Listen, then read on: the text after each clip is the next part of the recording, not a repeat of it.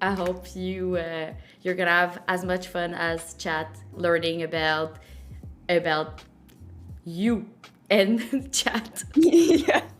It will be fun. I'm very excited to be here, and thank you for having me on. I think that these heart to hearts, like it's such good branding and very sweet and a good way to build community and bring people together. So I'm a big fan, and I'm happy to be here. Okay, good, thanks. So, first question, and we're gonna start with really basic stuff for people that don't know you, if it exists. I'm um, I'm sure there's plenty. so, first question is, how did you come up with your name? That's a good question. Okay, so at the end of 2015, that's when I really started thinking about streaming on Twitch. And, I was doing my research, like looking at what other streamers, like what they made their screen names and their branding and stuff like that. And I don't know, honestly, it just kind of came to me. Like I was playing Hearthstone and my friends kind of said the name Alliestrasza like quickly, like it already kind of sounded like Alliestrasza a little bit. And so it was just a creative idea that popped into my head, and I was like, why don't I just look up this character because she seems cool. I didn't even actually know that she had a human form up until this point because I didn't play WoW. I'd only played Hearthstone. But I thought dragons were really cool. So I looked up Alliestrasza's WoW Wikipedia page, and I just instantly fell in love with the character. She was like super badass dragon queen. Red's my favorite color. She was leader of the Red Dragonflight. And there were just little things in there that made me want to like embody this character. And Grace is my middle name. And there was one line in there that said the word grace, and I was like, oh, it's fate. So anyway, I decided that with being a Hearthstone streamer, it made sense to kind of have that play on words. And my real name is Alexandra too. So I don't know. It seemed fitting, and I still remember this email that I sent to Mason. I probably could find it, but I was so excited. I was like, Mason, I found my branding. I think I found the name. It's going to be amazing. It's going to be great. And it's like me being super excited. I like linked pictures of her and went into all this detail. And anyway, this was a long answer, but long story short, that's how Alliestrasza came about. So Alexandra is your real name. Oh my god, I thought it was Ali. Yeah, Alexandra is my real name. And yeah, so it sounds like the name a little bit. Yeah. So it could have literally been Alliestrasza. Maybe. Yeah. For sure. Okay, good. And so when was this when you started streaming? It was it like 4 years ago? It was actually I'm coming up on 6. So 6? my first it's been a long time. My first stream ever was February 1st, 2016. So February 1st this upcoming year will be my 6-year anniversary. Wow. Yeah. No. Oh my god. It's been a long time. Yep. And like how much did it evaluate if like the platform from when you started to now? Yeah, that's a good question. Well, a lot's changed. I would say, well, one, a really cool thing is there's definitely more women than there was, almost 6 years ago. So that's really cool. But also I feel like, the memes were different. Like there were just a different culture. Like, I used to have the Gachi boys all the time. Like, I don't think Gachi is really that big of a thing on Twitch anymore. Maybe I'm just not watching those streams anymore, but Forsen, stuff like that. There were different songs, like, people would spam like brain power, and like spam in the chat. Like there were just different kind of, memes around that time that I would say are different now. And there was a ton of differences. Like there was no affiliate streamer back then. You just had to work up to getting, your sub button. And then eventually they added things like affiliate or Twitch Prime. Like Prime is not a thing in the beginning. So there's probably a ton, but those are the things that are coming off the top of my head right now. But it's definitely very different. Good. And I don't think that, actually, I don't know about this, but when did Amazon buy Twitch? I don't know, actually. Like, I wonder, Was it that two might have been years actually ago? before me. Yeah, I don't know, actually, now that I think about it. It might have been when I wasn't, or I was on the platform, and then they added Twitch Prime. Anyway, I'm not sure, but there's definitely a lot that's changed over the years. Okay. Okay. Good. And so, well, you're a streamer. Like you do this for a living, right? You don't have like a Yes. side job. Nope. That is Uh, so. Like I mean, you're one in a million kind of person.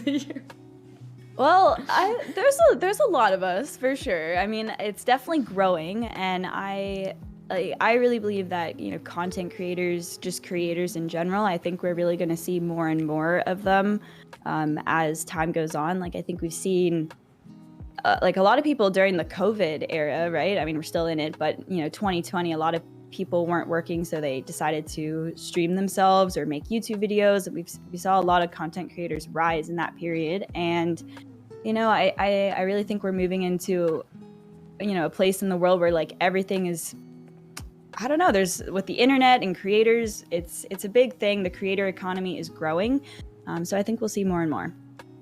Good. And so, what is your plan in the near future as a content creator? Are you going to keep doing this, or are you planning to do something else? What is your like next year plan, for example? Yeah, that's a good question. I'll be honest, like it's kind of one of those things that I'm like figuring out as time goes on. Almost being almost 6 years of Twitch streaming, I definitely still feel strongly about building a community around a live stream, but I will admit that I don't want to just do that, and that's sort of been where I'm at in the last couple years, is like figuring out what else I would like to do or how to expand my brand, I guess. So we'll see. I mean, right now I'm really loving TFT. I'm like freaking obsessed with that game. So I'm streaming TFT right now. I've been trying to upload a little bit more of like vlogging content on YouTube and stuff like that. We'll see. But really, one of the biggest things right now that's a part of my life is my Ally coin, my creator coin on the Rally platform. So that is becoming definitely a big segment of me as a content creator, and I'm trying to innovate and think of different use cases for that as well. So that's the tentative plan of stuff that's going on right now, but you never know, where life will take you. Like in college, if you would have told me that I would be like streaming on Twitch after graduation, like I probably would have thought you were crazy. I was like, I'm not gonna, like, I always played games periodically, throughout life, but I was always just a very casual gamer. And then so when I got into Hearthstone, I really fell in love with it. But I feel like it happened quite quickly. So, I didn't think about becoming a streamer until like the very end of college. And then it all just kind of ramped up very, very fast. So, yeah, you never know, honestly, where life is going to take you. Yeah, and so how did your family react when you said, "Oh, I'm gonna be a content creator. I'm gonna play video games for a living." For sure, for sure. Well, so it was around graduation time, and I remember seeing a Forbes article about how gaming streamers are making, oh God, I don't remember exactly what it was, but the gist of the article was like, gaming creators are making enough to make a living, and they're making lots of money and stuff like that. So I sent that magazine article or whatever it was to my parents as some kind of like credibility, like, hey, this is a real thing people are doing. And fortunately, I have really supportive parents. My dad was a tennis player, so he kind of always did the unconventional thing. So, he was like, all right, well, I'll support you if you think if this is a good idea. And my mom was probably a little bit more on the skeptical side, but I basically said to them, look, if it doesn't work within 6 months, like if I don't feel like I've grown enough to the point where I'm on the trajectory of making it a full-time thing, then I'll stop and, go get a different job in advertising or PR, whatever it would have been. So I was fortunate that like I saw enough growth in that 6-month period to continue to commit to it, and make it a job. Good. Well, it's always good to have support from your family because it's very hard when they say like, no, you shouldn't. And yeah, I mean, I definitely got weird looks from like my grandparents and stuff like that. Like my parents are pretty chill, they were willing to be open-minded, but my grandparents were definitely like, you're doing what? Like, why would anyone watch anyone play video games?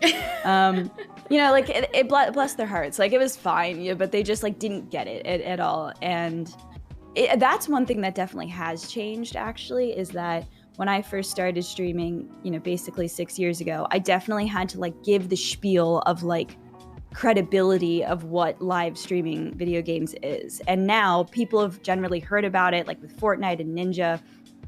People get that there are tons of people making this a career. And back then I had to always like give the YouTube comparison. I'm like, oh, okay, how there's people on YouTube and they make careers out of YouTube. Well, this is sort of similar. And that's a conversation I don't ever really have to have anymore. So that's definitely different. Yeah, and that's good. That's good. I was tired of that one after a certain point. I was like, I'm tired of giving the spiel, but it's fine. Well, it's funny because here, like, all my friends, they didn't know Twitch before I got into it. And they're like, yep. What is Twitch? I was in the same boat. Like, most of my girlfriends aren't, like, super gamers and watch Twitch and stuff like that. That's obviously changed throughout the years as I've made more friends in the space. But, yeah, I definitely was, like, the nerdier friend that had to like introduce everyone to like the world of like video games and streaming and stuff like that. So okay, good. And so do you ever get the question, oh, you don't look like a video game person? Like, do you ever get that? I don't think I get it said to me like that, but I think over the years that is, how do I explain this? Like, I fortunately, I think that we're breaking that, like, stereotype that, the basement dweller gamer, like the South Park episode, like, with the guy playing WoW. Like, we're definitely breaking that stereotype. Like, gamers, I don't know, like, the offline TV crowd toast freaking becoming super fashionable with an earring. Like, I feel like gamers are like cool, you know what I mean? And they're wearing like Valkyrie and Pokey are wearing freaking like Balenciaga. It's like, it's definitely 100 Thieves partnering with who did they partner with? Was it Gucci or I don't know, something. Anyway, I feel like we're moving into a new shift of like, the stereotypical gamer is not what people think it is anymore. But I do think in the early days of me being in the scene, there may have been some judgment, like, oh, she doesn't look like one of us, or whatever it may have been. But I definitely think that's changing, and I didn't really get that all that often, but maybe it was kind of like an internal thing that people thought. I don't know. Yeah, it's interesting. Yeah, no, definitely. I get that all the time. People are like, you don't look like a gamer. And I'm like... Yeah, which is so silly to me, because it's like literally anyone can be a gamer. And that's one thing that I think is a big shift, is that like, anyone can enjoy games. It doesn't matter who you are, where you come from. And even if you weren't a gamer your whole life, you can be introduced to them later on and wind up loving them, So I think that's an old way of thinking, and it will change with time. Good. And if we talk more about like being a woman in this industry, like what's the hardest thing you come through like still today and that you have to like surpass? and that is probably a bit more difficult to handle from day to day? Yeah. I mean, there's various things, but I guess the thing that's probably stuck with me, like in my head the longest, is this concept of always like having to prove yourself. And I guess I don't know if this is something necessarily specific to the woman's experience, but I kind of feel like over the years, you know, the default a lot of the time is thinking, oh, the woman's probably not very good, right? So you sort of have to, you know, take the tone of I've got to prove myself to be taken seriously, where perhaps, you know, with men, you know, that maybe isn't as big of a thing. I think that I've been fortunate to play games that aren't super toxic. Like, you know, my sister plays Overwatch. She doesn't like to use voice. Like, she'll never use voice because she just doesn't want to be, you know, a female voice to get flamed or whatever. Or Valorant, like I know Valorant is very toxic and stuff like that. And so, you know, playing Hearthstone is a single player game. You know, you don't really have to deal too much with people like finding out that you're a woman and then giving you toxicity specifically because of that. Now, like tournaments and things like that are a different case. But in general, I think it's just like, you know, yeah, that you got to prove yourself more. But that's okay. You know, that comes with time. I think it will change. I personally think it's gotten a lot better as time has gone on. Like, I don't really feel like disadvantaged super hard right now. And I also think that women have like stuck together and are very supportive of one another, particularly in the Hearthstone community. I feel like the women of the Hearthstone community are awesome. And there's a ton of us now. And I feel like for the most part, you know, like everyone wants to see everyone succeed. So I'm curious if you have a response to your own question too. If you don't mind me asking. Yeah, no, of course. I think that questions that are women related in chat happens often. Like someone gets on the stream and like, oh, you're pretty. Like, I mean, on a guy stream, I don't think it ever happens. Like, I was talking to other guys from the community, and they're like, no, it like people would say, oh, you're good at the game. They would say like, oh, you're cute. The first thing on your yeah, it's like, definitely always the comments of appearance. It happens quite a lot. Yeah, it's weird. I've almost like filtered it out because, like I said, I've been streaming for almost 6 years, right? Yeah. So there might be some things that I'm like used to that are problematic or whatever that I just kind of like forget or like write off because I'm just so used to seeing them. But yeah, I agree. Yeah, and I mean, it's not that it does something to me. I mean, it's fine. It's a compliment. Like, I don't take it negatively. I'm just saying, like, it's just like, it's definitely a difference that is like, it shows what people base their first Value. Impression on someone. Like, I'm pretty sure it's different if they see a guy versus a female content creator, but I mean, it doesn't. I don't take it negatively or personally. I'm just like, thanks. Yeah. Like, I don't look at it too much, but it's just. Yeah, I'll give you an example. I totally agree with you, by the way. Like, in general, I understand that compliments, like, they come from a good place. You know, if someone comes in and says, oh, you're really beautiful, I'm not offended by that. Like, no, thank you. You know, thanks for the compliment. I appreciate it.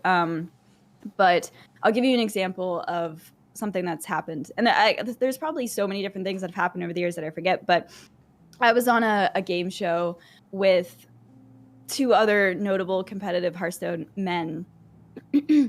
And the person who was hosting the show, you know, went one by one introducing us. And they're like, oh, this person, blah, blah, blah, blah, blah, blah, blah. You know, like talking about like accomplishments or just like being a good player. And then when we got to me, the first words out of his mouth were the very beautiful, you know, like immediate. The first comment was about my appearance, not about the fact that like I'm a good streamer, a great content creator. I've like built a good following, you know. And so it's just like in that moment, like I shrugged it off, but it was just like, here's these two men and blah blah blah, and they're great players, and here's Allie, the very beautiful Allie. Like I don't know, it's just little stuff like that makes me feel a little bit more like the other stuff that I've done is less valued than like the way we look or something. So little things like that have happened over the years. Okay, good. And in the Hearthstone community mainly, like I think it probably did change a lot from when you started to now, like related to like the amount of women versus men. I think there's much more women now. Oh yeah, tons more women now, which is amazing. Similar with Twitch, also, yeah. When I got into Hearthstone, there probably were other women than the ones I'll mention, but maybe I didn't see their stream, but pretty much it was Hafu.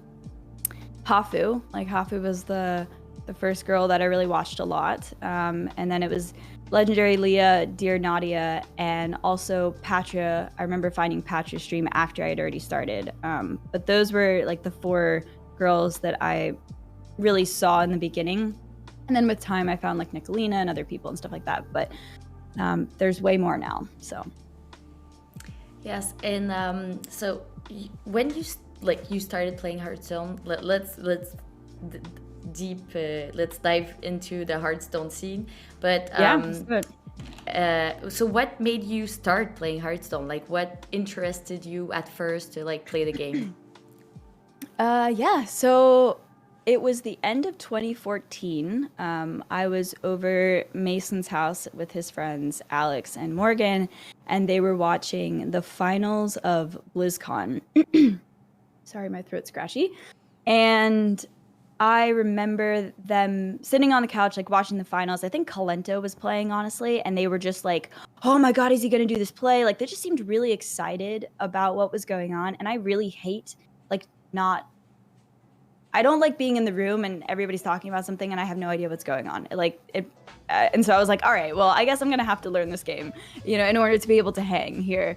So I did. I picked it up and I was like, oh my God, this game's really fun. That was the first card game that I had ever played, and I wound up really falling in love with it after that point. So I came from a place of like wanting to be in the know and to be able to converse about what was happening and something that they were really excited about, and then it turned into me loving the game.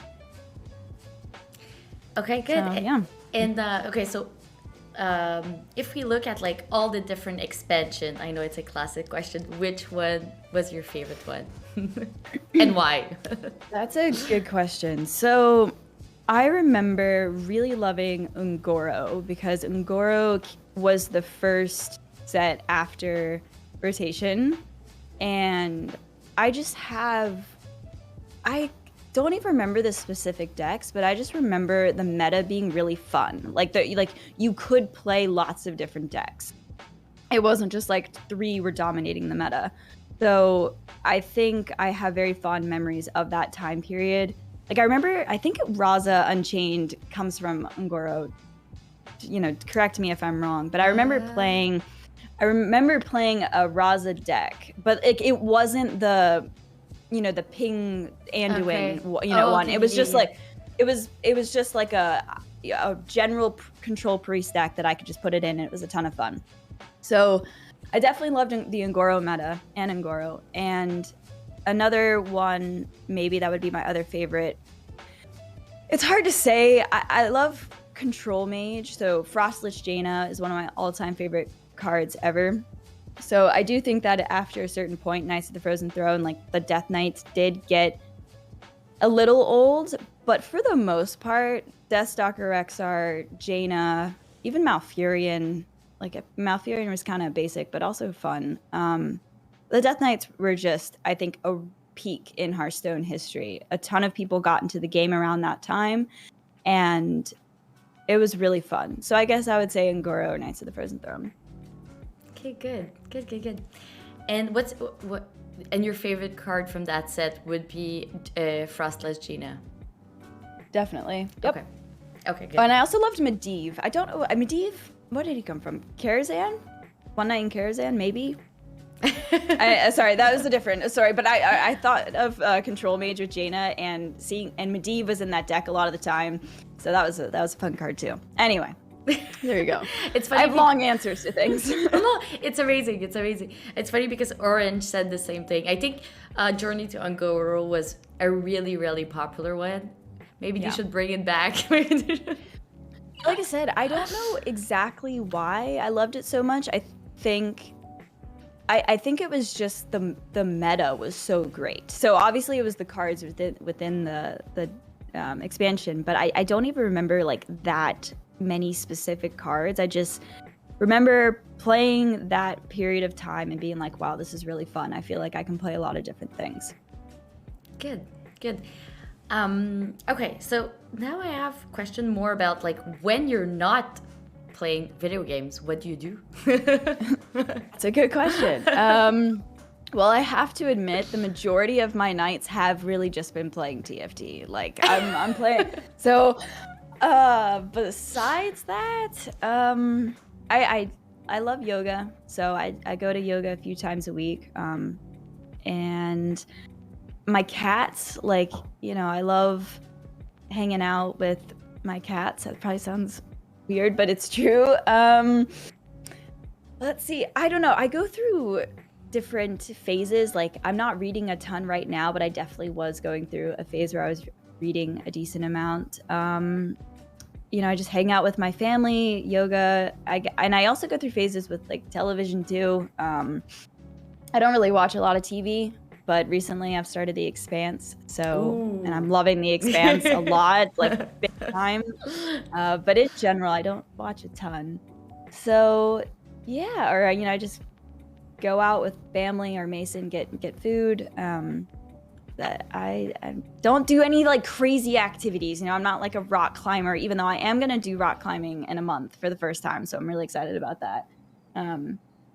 But yeah, that's what I do. Japan. I do like to travel, but you know, I haven't really been able to travel too much. Japan, sorry. I read the chat. I was like, what? Okay, sorry, that seemed really random, but I had the chat up. I hadn't been looking at it, but I just pulled it up, and I saw that Jan said Japan, and it made me think, yes, I do like traveling, but I haven't been able. What do you like to do in your spare time? Japan. Anyway, yeah, so hopefully that sums it up a little bit. But, you know, watch streams, and the internet is obviously like a world at home, so do a lot of different stuff there. But yeah. Okay, good. And we're gonna get into the food question soon, so guys, hold your breath on this because you mentioned food. Don't worry, they are coming. Okay, so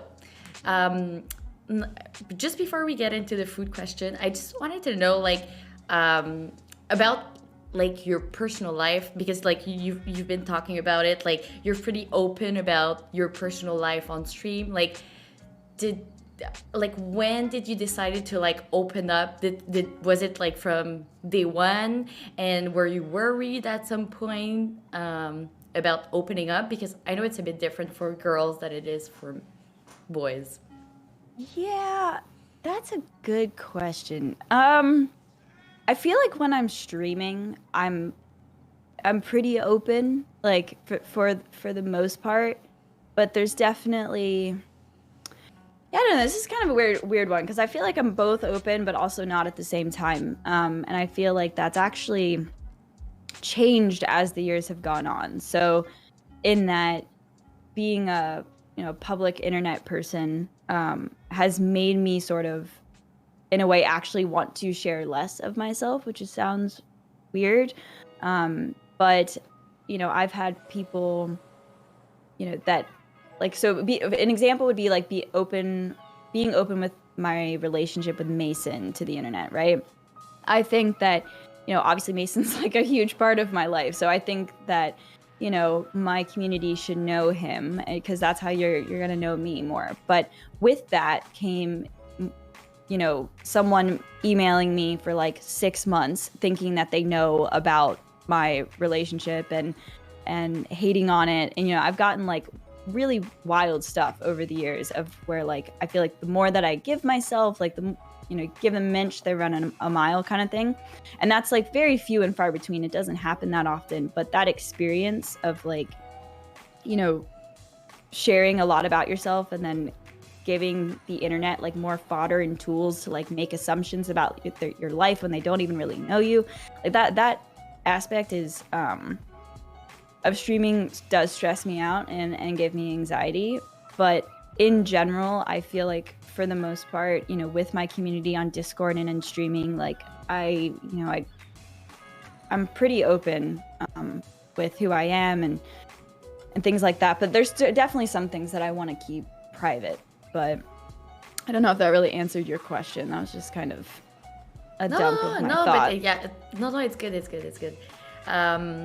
Because I mean, it's difficult to know like where is the line. I feel that sometimes it's like, do you share or do you don't, or like do you show too much of like where you live and then people like end up in your front door? Yeah, that kind of stuff I'm really anal about, to be completely honest. Like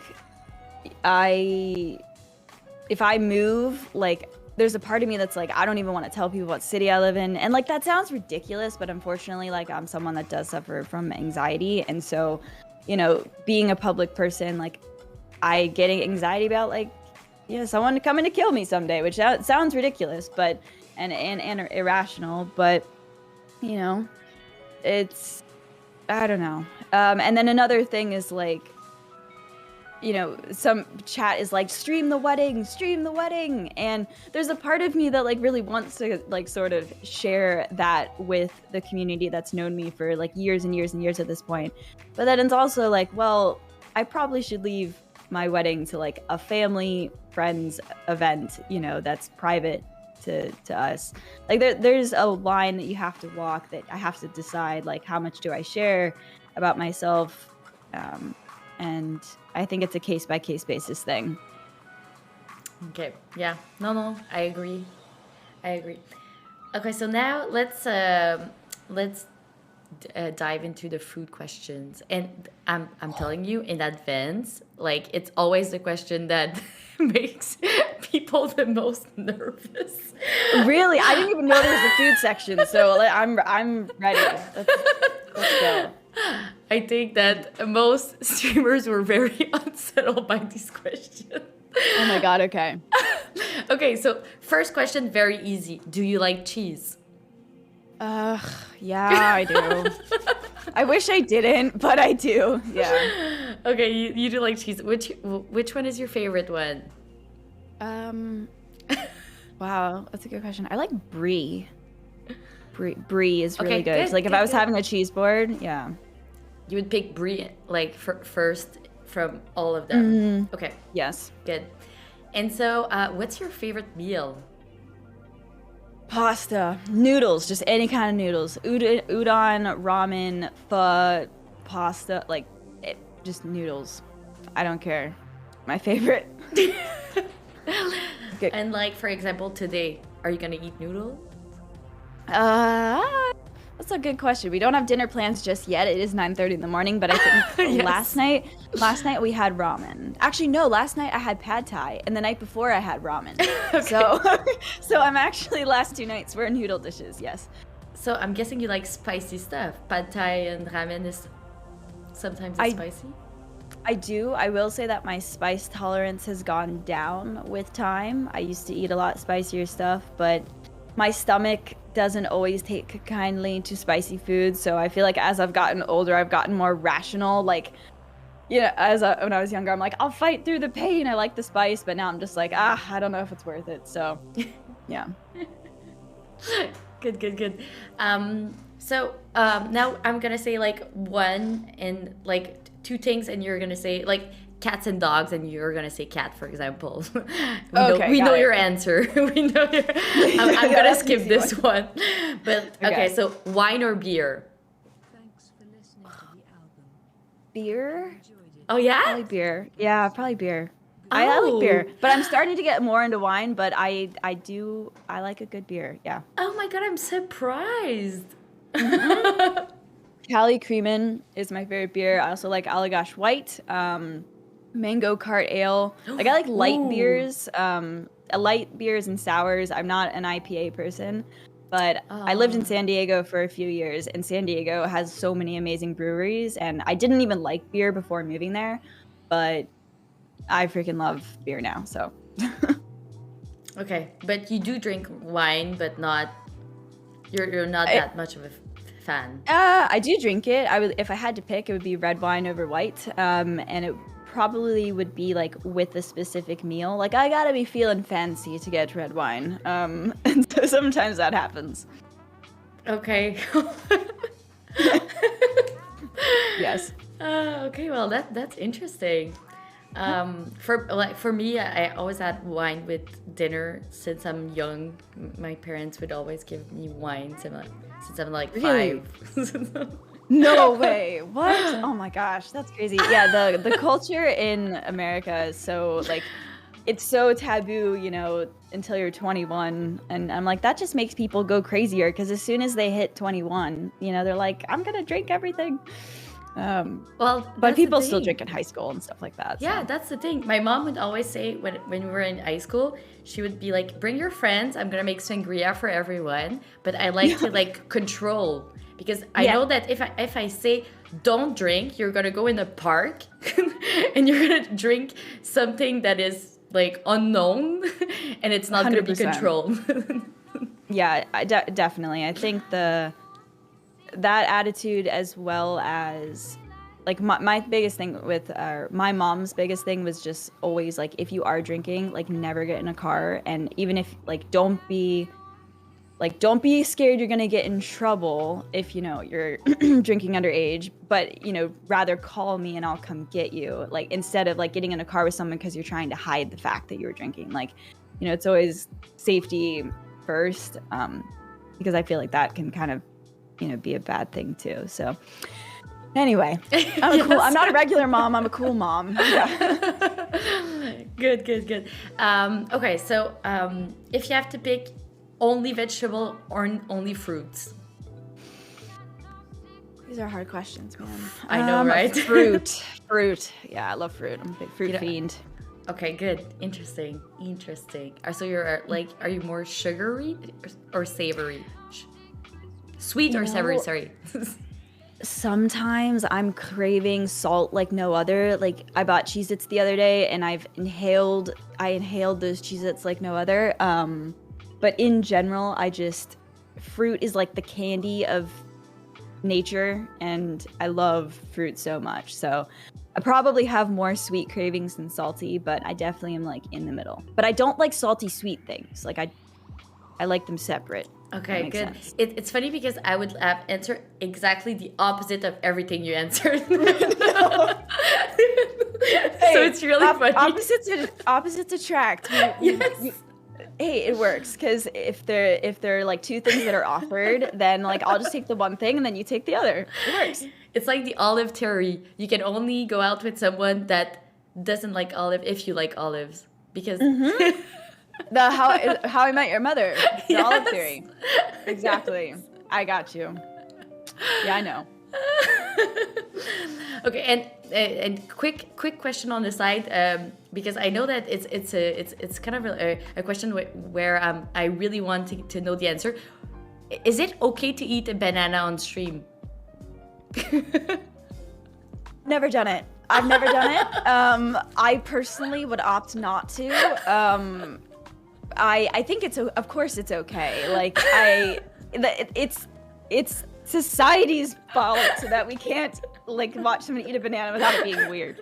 I definitely would like break it apart or I'd chop it up. I just don't want to give no. Twitch chat the fodder, you know, to make clips and yeah. No, But I totally understand.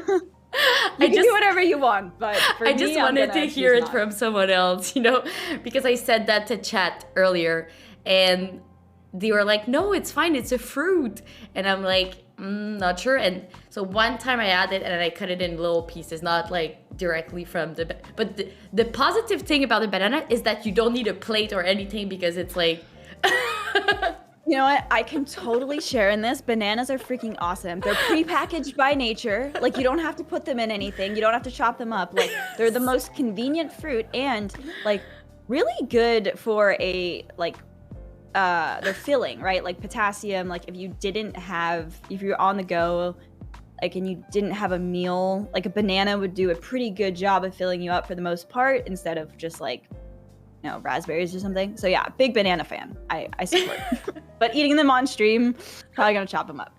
I agree. No, it was just like a big conversation we had on stream, and I was like, I'm pretty sure if I ask another female content creator, they would be 100% agreeing with me on this. You have to ask that question to every female content creator that comes on now. I must know what they say. Imagine someone says yes. I would be like, oh, tell me why. How does it go? How does it go? I want to know your secrets. For sure. Okay, so coffee or tea? Oh, coffee. But I love tea too. Coffee in the morning, tea in the afternoon. Yeah, okay, so that would be my answer too. Good. Yeah. Good. Okay, for cheese specific question, cracker or bread? Or bread? Cheese on bread? Like always? Always? No. I'm like, people do that? That's me questioning. I would say crackers. I don't know if I've ever just like What? you usually put like butter on bread, right? Like, I don't. Jeez. Oh my god, like, guys. Wait, people did it. I don't know if I've ever like. Okay, wait. No, back up. All right, I'm trying to envision like a charcuterie. Yeah, it comes with bread, no? It definitely comes with bread. You're right. But I guess for whatever reason, I was like envisioning big fluffy bread, and I feel like a lot of the time the bread is like thinner bread to put on cheese on. Okay, all right. I'd still say crackers, but I have reflected, and the bread thing's not that weird, actually. Upon further thought. Crispy baguette out of the oven, like, that's so good with cheese. Well, I have to admit, I don't think that America has the best baguette. So there's a place around that's decent, but in general, like, it doesn't compare to like the French or Paris. the best. Yeah, the French. Yeah, exactly. Yeah, definitely. And I have a French bakery in front of my house, so it smells all the time. The bread. That would be very difficult to exercise self-control, I must admit, because I freaking love bread. So any carbs, like pasta, bread, just sign me up. Well, it's a good thing because you're not 200 pounds, so I think we're okay. Yeah, but it's not just about the weight though. It's like the health, like I don't know how nutritionally beneficial like bread is, but man, it's so good that you gotta live life, I must say, Allie, this is probably gonna be a meme from now on because people are putting in the chat, Allie, you guys put cheese on bread? I don't think I've had a baguette. Like, I don't think I've ever put cheese on a baguette before. Oh my god, but like, you're missing out. I know. I am. I mean, I like cheese and I like baguette, so why wouldn't I like the two together? I just typically, like, when I get the cheese boards and stuff like that, like the bread's usually, it's almost like a cracker. It's like really thin and tough. I don't know. All right, I need to go somewhere and get some good bread and cheese to rectify this atrocity. I haven't had it. No, but I'm telling you, it's always like the part of the interview where it's destabilizing. I'm telling you. Always the food that breaks people apart. I never ordered from Subway. No, I have. I mean, that's different. Whoa, back up. That's different. Like a cheese inside a sandwich. Yeah, that's Completely different. That's different. completely different. No, that's a sandwich. Like, no, we're really talking about only bread and cheese. Yeah, bread and cheese like together, not as a sandwich. Definitely, yeah. Because like I'm pretty sure you had grilled cheese and things like that, which is Sure. For sure. Okay. So if sorry. Okay, we're almost at the end of the food question. You're gonna be off the hook. You're gonna. Okay, sounds good. So, do you rather?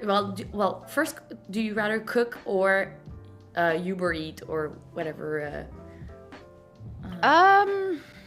So we definitely cook more than we Then order. order food. Okay. Yeah, I would say Mason is the chef of the house. He's Chef Mason, and Alex and I are his sous chefs.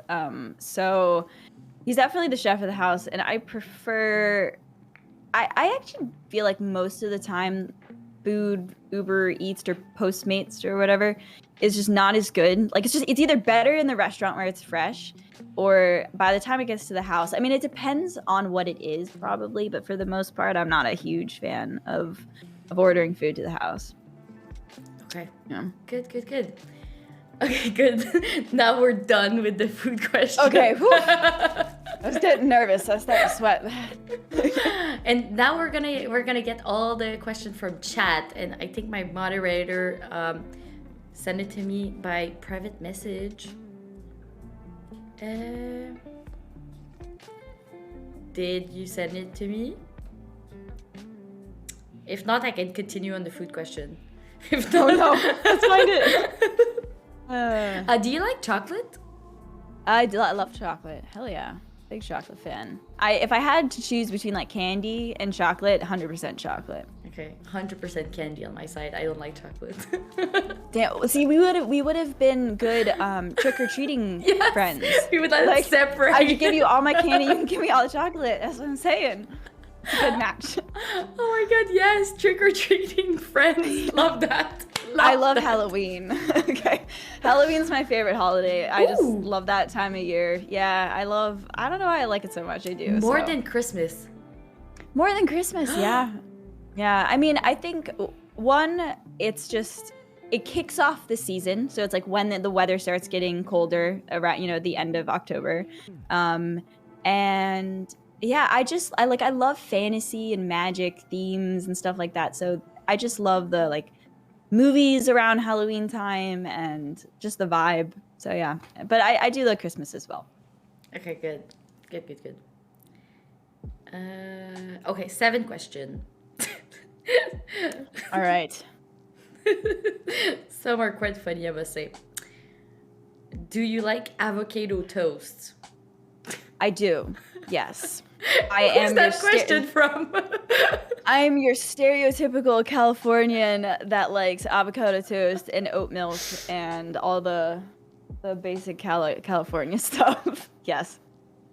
Okay, but I have to say I'm kind of picky about it though. Like on the real, I actually like my avocado toast that I make at home more than most restaurants. Like some people put way too much avocado on it that it like drowns the bread, and like I like to taste the bread. So it depends.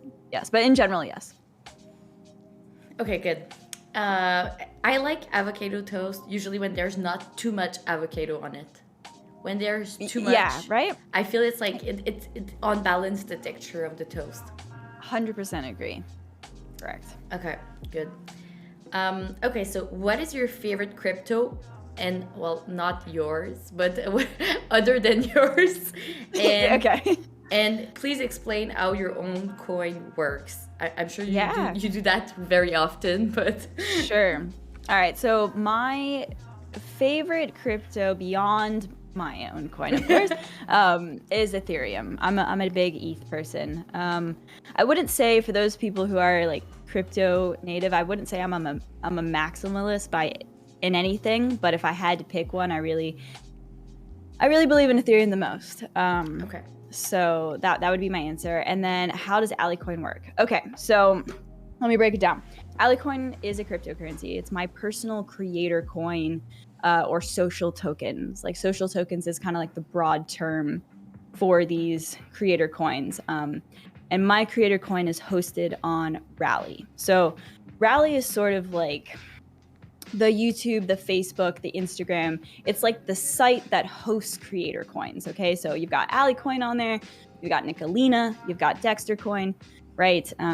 Various artists, musicians, athletes, right? There's all these different content creators or creators on the site. And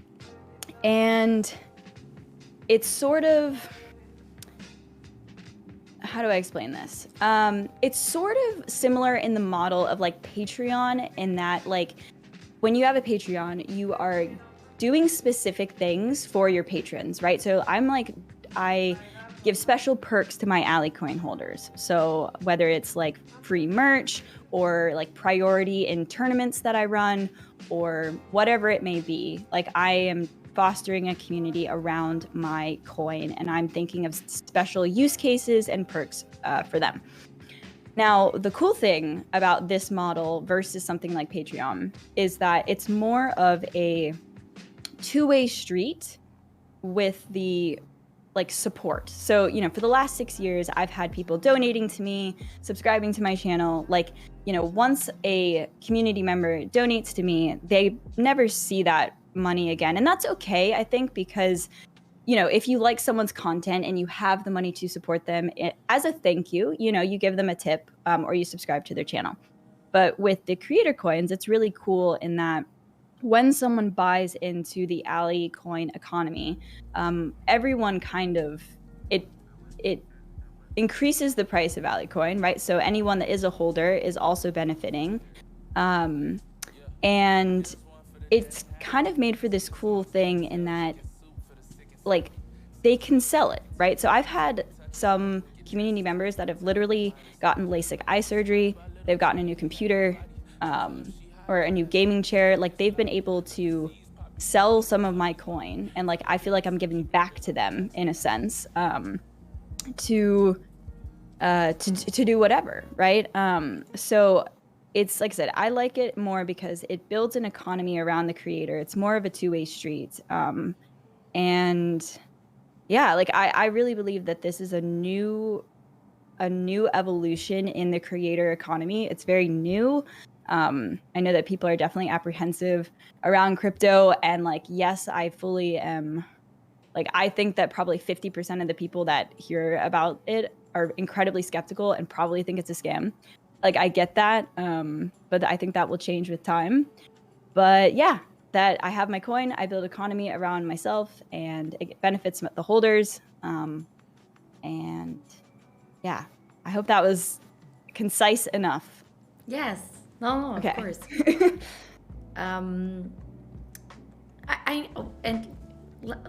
I do have a question related to that, because I think that sure. People sometimes, like, they're worried about not necessarily like thinking it's not a real thing. It's more about like getting your money stolen, because it's like so, like, it moves so fast, and it's like super like it sometimes you don't know, like because it's so instant. It doesn't go through a bank, or like it takes a day, and like it goes through like multiple people, which is good in a sense, like to be able to move your money super quick. But I was always like wondering, like, are you worried that like someone is gonna steal your money?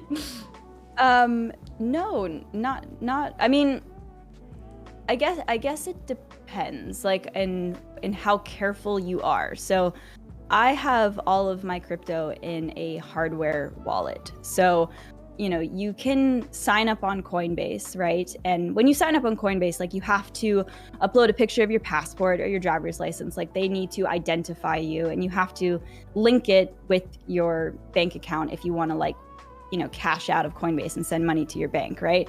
So it's very, like, secure, Okay. very secure, in that sense. But so what could happen, I don't think this happens very often, but it's sort of the same thing of, like, you should always have 2FA, like two-factor authentication, on every site that you have, Yeah. right? There have been instances in where people leave large amounts of money on the exchange that they're using to buy crypto, and if the exchange gets hacked, or you don't have two-factor authentication and someone gets into your account, yeah, all of your money can be stolen. But that's why you get hardware wallets. So you can buy the cryptocurrency on an exchange and then extract that and hold it into, literally, it's a physical hardware wallet that only you can access. And if you were to lose it, you have like a recovery phrase in which you could like set up a new hardware wallet and get your money. But it's actually quite secure as long as you're doing things in the proper way, I guess. Like I said, if you're leaving large sums of money on an exchange and you're not like having 2FA, that would be really stupid. So yeah. So it's very safe. You just, like everything else, you just need to be careful and like do it the proper way. Yes, exactly.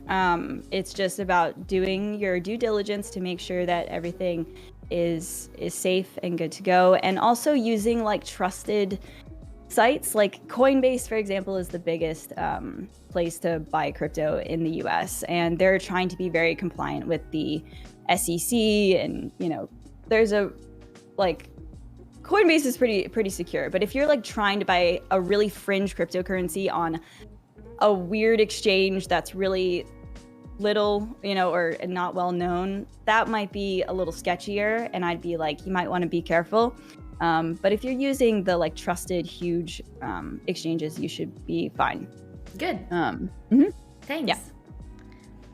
Yeah, if you ever want to talk about crypto, it's definitely a big part of my life. Just let me know, and I can talk about it all day. Well, I think it's good that people know, like so some of like the myth about it, that it's been like so we can talk about it and being like, no, okay, it's safe. Okay, no, it's like it's a good thing. It's not just a scam, or it's not like something that doesn't exist because it's not physically like in your hands.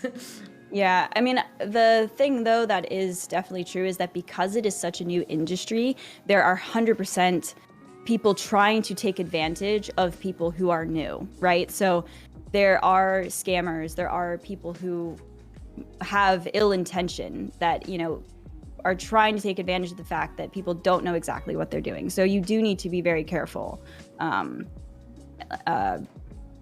just for the most part. But if you know what you're doing, you're fine. Okay, good.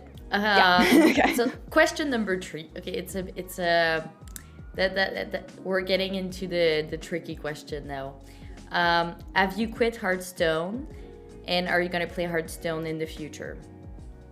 Well, that is a good question. So as of right now, I am really loving TFT, and I don't have any plans to play Hearthstone as of right now. But going back to what I said earlier, you never know what's going to happen. Like the Hearthstone team could come out with an insanely fun new game mode that like really piques my interest, or maybe Control Mage is my favorite archetype in Hearthstone. Maybe the next expansion, or I don't even know this expansion, there's like an insane Control Mage deck, and I'm like, okay, that looks really fun. Never say never. There's always the chance that I come back and play Hearthstone again. But for right now, like, let's see, for like 95% of the time that I've been streaming, almost 6 years, I've been a Hearthstone streamer, right? So, there's definitely a part of me that's like, I just want to explore other things. I don't want to just play Hearthstone. It doesn't mean that I'm like, oh, I hate the meta, I'm not playing anymore. Like that, the decision to be pursuing something else isn't a stand against, oh, I don't like quests, so I'm not going to play.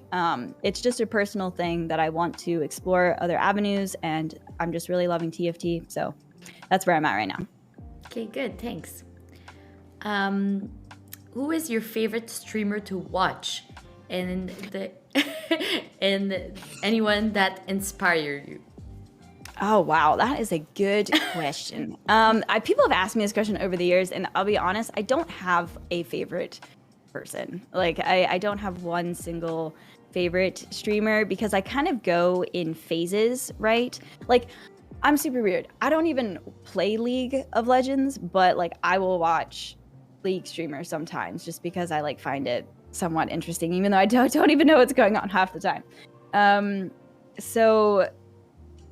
in Hearthstone, I always loved Asmodee's stream. Asmo is just like easy breezy, shout out to BC. You know, he's just like funny and says weird things sometimes, and it always really made me laugh.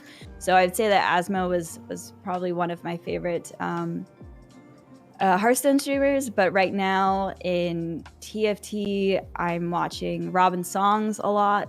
I like Robin's stream, and of course my little sister, Bella Boo.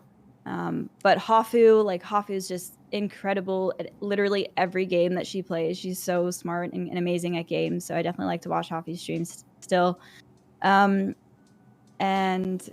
then I obviously tune into like my friends' streams and stuff like that. So I don't really have one person that I would say is my favorite.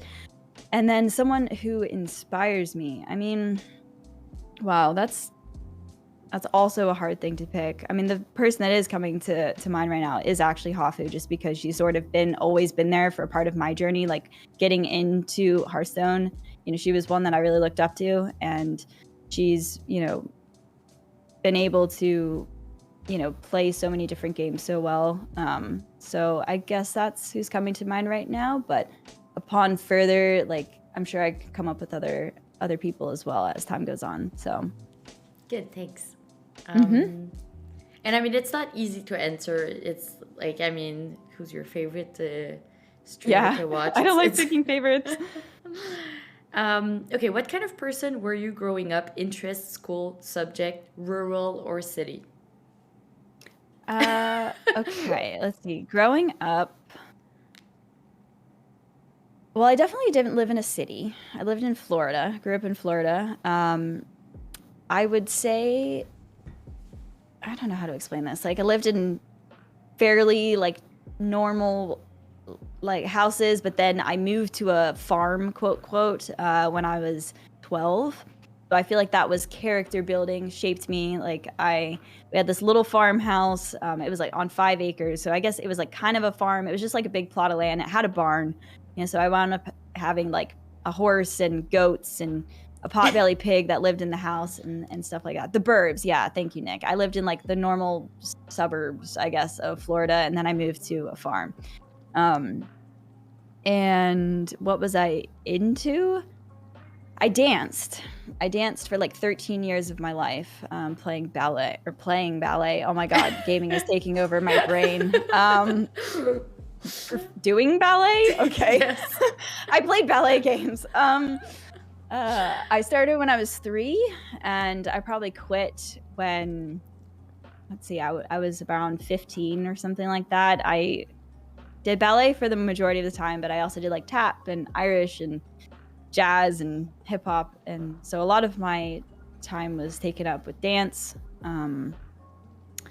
And yeah, I had a lot of girlfriends growing up. Like, it's interesting. I was a girl's girl growing up. I did not have any boy friends. I thought they made me nervous, and I did not like boys. I liked boys, but like they made me nervous. I didn't hang out with a lot of boys.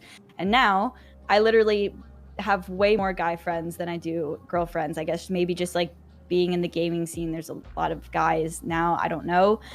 So that was, I guess, interesting. But I mean, I still have a lot of girlfriends now too. But yeah, I don't know. That was me rambling, but hopefully that paints a picture of little Allie. And does it is it the dancing that made you like music festival so much? Yeah, music always been actually a huge part of my life and youth. My first concert was when I was in the 5th grade. I went to see Simple Plan, which is a punk Canadian group. Yeah. Simple Plan was my first ever concert. I'm just a kid. Yes, exactly. When I was like 10 years old. And then like a month later, I went to Hillary Duff. So that like gives you the dichotomy of me. I was like Disney Channel, Hillary Duff, but also punk Simple Plan. Okay, so that was me as a kid. Yeah, I don't know if it was really the dancing that influenced music. My dad always played music, my mom too, I guess, and I just wound up really loving going to concerts. I think seeing live music is I think humans have been congregating, in groups, playing music and dancing for like as long as humans have existed, honestly, right? Like, I mean, for the most part, like humans have been doing this shindig for a long ass time, and it's just cool to see how humans have evolved, with dancing and concerts as time goes on. Like now it's super high tech. You've got all these lasers and, the sound quality is incredible, but thousands of years ago, they were definitely still dancing around the fire and, making beats. And I don't know, I just feel like it's a very human experience to share in that with other people and to like let loose, enjoy yourself. And I really think that music is one of like the greatest contributions humans have ever like humans can give to the universe is our ability to tell stories in music, and you get to tell stories through music. So yeah, I'm a big music fan. Yeah, good. Oh my god, more questions. Okay. I really like that Twitch added extra emote slots. What else should Twitch improve on? That's a good question. Very technical question. Very technical. Yeah, I keep saying that's a good question. Sorry if I was repeating myself. Okay, so I think the discoverability on Twitch needs a revamp. I think it's really hard for the most part for smaller streamers to get discovered because most people just like flock to the top, 4 to 8 people at the top of the category. So I think, I don't know what the solution is, but better discoverability would be nice. And I don't know if like paying to boost your favorite streamer is the solution. Like I'm sure you heard about that, where the community can like boost the stream. I don't even know how much it really boosts the stream, as well as I don't know if it's actually been live or implemented. But yeah, so some way to have discoverability. And then this is also a minor thing, but I recommended this to my Twitch partner manager a while ago, and they haven't implemented it. But your follow list on the side, like I don't like to unfollow people, but at the same time, if I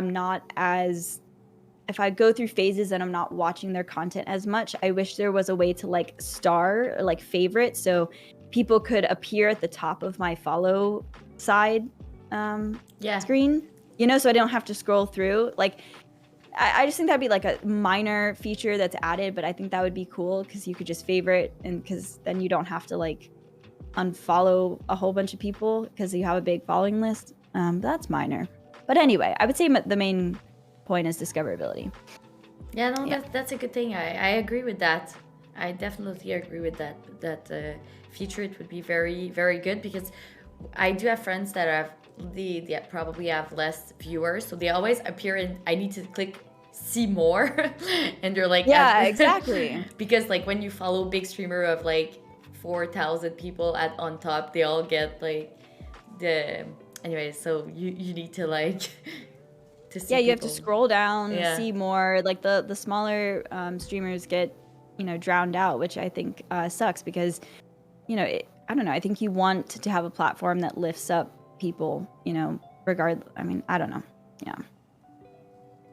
Yeah, no, definitely. How can we get more girls and women into strategy games like chess, poker, Hearthstone, TFT?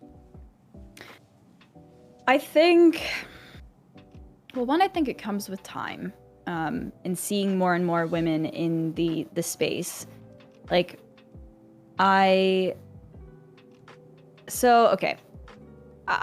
think that, it is the responsibility of the gaming companies when it's invitationals, okay? Not competitive things where like I think every person should have to qualify equally, obviously, right? But if it's like a promotional or invitational event, I do think it's important to have visibility on the fact that it's not just men that are playing this game, right? I think there needs to be diversity, and because I think there's something to say about, if you see someone that looks like you or, that you identify with, I guess I should say, doing something, it kind of like sticks in your head. You're like, oh, I can do this too, you know? And I really think that there are more women in the Hearthstone scene because Blizzard has done like a better job throughout time, like, you know, starting to put more and more women into things, which I think is good. So I think it's a combination of the responsibility of the gaming companies to feature women as well as the community to make it a safe place for women to join. Like, yeah, I think, you know, it's if someone's being super toxic and, you know, flaming a woman in a chat, like in Valorant or something like that, like it needs to not be cool to do that. You know, I think other people need to stand up, you know, take a stand and be like, hey man, that's not cool. And of course that asshole is going to be like, all right, whatever, simp, you know, like of course that's going to be their response. But after enough time, I think if there's a shift in attitude of like, it's not cool to be an asshole to women, why wouldn't you? The other thing that gets me is like, you'd think that men would want women to play video games, right? Like it would be cool. Like, I don't know. So yeah, I think it's a combination of just like kind of standing up if you see something is wrong, as well as like the gaming companies making it, you know, the visibility, the optics that it's not just a thing for men. And hopefully those things will contribute to more women believing that video games can be a safe place for them. 100%. 100%. I agree. Okay, there's a question we're going to skip because we're not dancing, guys. We're not dancing. I can do choreographed ballet, but if you asked me to just break out and dance, I wouldn't know what to do. Yeah, because on my stream there's a channel Points Redemption for dancing, but there's no dancing in the interviews, guys. For sure. It was a mod that asked a question like this. We need a tap dance by the end. Oh my gosh, I haven't tapped in a long time. Okay, so we do have 3 more questions, and then then it's done. I was wondering if Allie has performance anxiety, and if so, how do you combat it? Oh yes, I definitely have performance anxiety. Yeah, it's a running joke in my channel, Team Toilet, because this is probably a TMI, but like I said, I'm an open book. I'm a nervous peer. I have to pee like 10 times before I play in a tournament or something like that. So yes, I definitely have performance anxiety. You know, it's something where I feel like the buildup is a lot worse than actually being in it. Like, I don't know, you just do it. Like like Nike, right? You know, I don't know how to really what advice to give to combat it or what I do. I just, over the years, whether it's like playing in Seat Story Cup or like on stage at BlizzCon or even in invitationals from the comfort of my home, I absolutely get nervous. But like once I'm playing, you know, it's a lot easier to shut off what's going on and just focus on the game. Breathing helps. Breathing techniques. Like I've learned to do this thing called box breathing, if you guys have ever heard of it, where you like in for 4, hold for 4, exhale for 4, hold for 4, inhale for 5, hold for 4, exhale for 5, hold for 4, inhale for 6, hold for 4, exhale for 6. Like, you know, you count. It's called box breathing. I mean, you could just do 4, 4, 4, 4. And generally that really brings down my, I don't know, medical people, what would we call this, like heart rate, blood pressure, I don't know, it brings whatever is freaking me out down when I focus on my breathing and I control my breath. But beyond that, you know, it's just you just kind of deal. But yes, I do get nervous. I think it does to your body. It gives the signal that you're not in danger.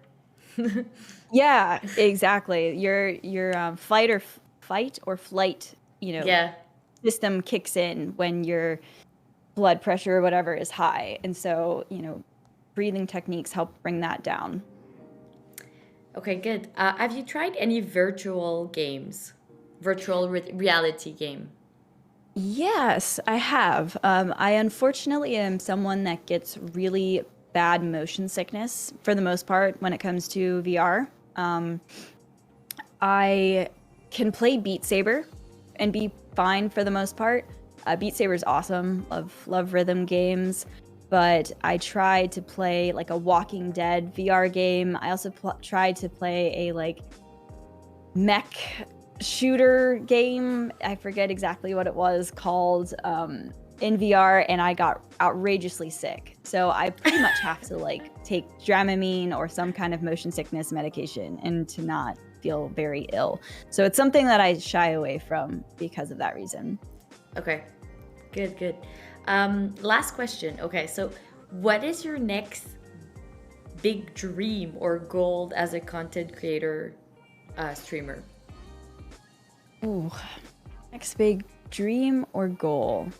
Wow, that's hard. To be completely honest with you, I really, as I said earlier, my Ally coin, social tokens, creator coins, is really becoming a big part of my life, and I think it will become more and more commonplace as time goes on. So I would really like to be one of the first people that successfully creates a good creator economy, like my economy through this new medium. So I don't know like exactly what that looks like because it's such a new thing. You know, they've really only been around for like a year, 2 years at this point. But I would like to, yeah, have one of the first really successful social tokens as a content creator. Okay, good. Thanks. Thanks. Well, thank you so much for your time. It was very nice to have our first female content creator on the show. Yay! What's up? Yay! I hope it's gonna inspire the other to come. We do have another female content creator lineup, but Can't release the name yet. Hint, hint, wink, wink. It's Alkali that's gonna come, Oh. but she's also part of Blizzard. So she's female content creator plus part of the Blizz community. She is so amazing. I am a big fan of like Allie. She's wonderful. She works so hard, and she's just like, you know, like boss women, you know what I mean? Where they just like good at like everything. Like I'm so impressed by her as a person. And so when I saw she's the new community manager of Hearthstone, I was like, yes! Like I was so freaking hyped. Sorry, I had to rant real quick on. No, 100%. I had a call with her this week, and I was, she's so sweet. She just wants the best for everyone, and I'm very, very happy she's part of the team now. So yeah, no, I 100% agree with you on this. And so we have another cool streamer that is interested in being part of Heart to Heart. So maybe he's gonna be there next week. We just need to confirm. Wink, wink. But I think you're all gonna like it. It's a big one. Another big one. I can make a guess. I don't know who, but I can make a guess. No, I won't make a guess. Internal guess. Anyway, I'm excited. I'll watch.